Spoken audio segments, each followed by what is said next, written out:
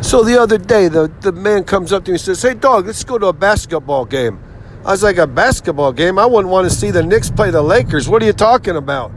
Well, he takes me to this elementary school auditorium to watch a Biddy Basketball game because they let dogs come in. And it was brutal, let me tell you. At halftime, it was like 8-6. But the horriblest part was they were all Cousin Charnies. At one point, the assistant head coach says, "Hi, cousin head coach Charney."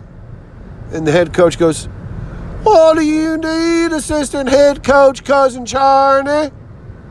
And the head coach says, "What you trying to break my concentration for, cousin assistant head coach Charney? I'm trying to coach a basketball game." And then the assistant coach goes, "Well, cousin head coach Charney, you better pull out that little cousin Charney boy and put in that other little cousin Charney boy." And the head coach says, "Why, cousin assistant coach Charney, what you talking about? Which of these little cousin Charney basketball players?" And the assistant coach goes, "Why, just look at that little number 10 cousin Charney. He can barely move. He's so exhausted. You best put in cousin Charney number 12.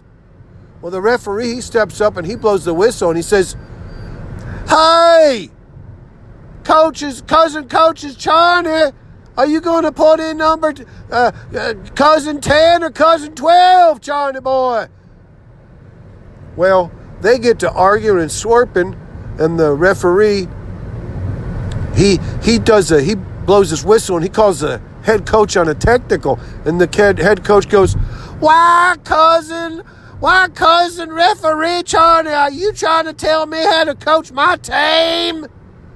And the fans, they were starting to get on to the head coach, and the head coach whirled around and he looked up at the stands and says, "Why, you cousin Charnies are never satisfied." And it started as a small rumble, but it grew, and you could hear coming out of the stands, you could hear a chant, and it was like, "Fire cousin head coach Charney! Fire cousin head coach Charney!" It was really bad. And, you couldn't tell which team was which. Both teams had the same colored jersey. It looked kind of like a rugby scrum. I was saying, you make it easy on people. Go shirts and skins at least. Do something. But, I mean, it was tough to follow.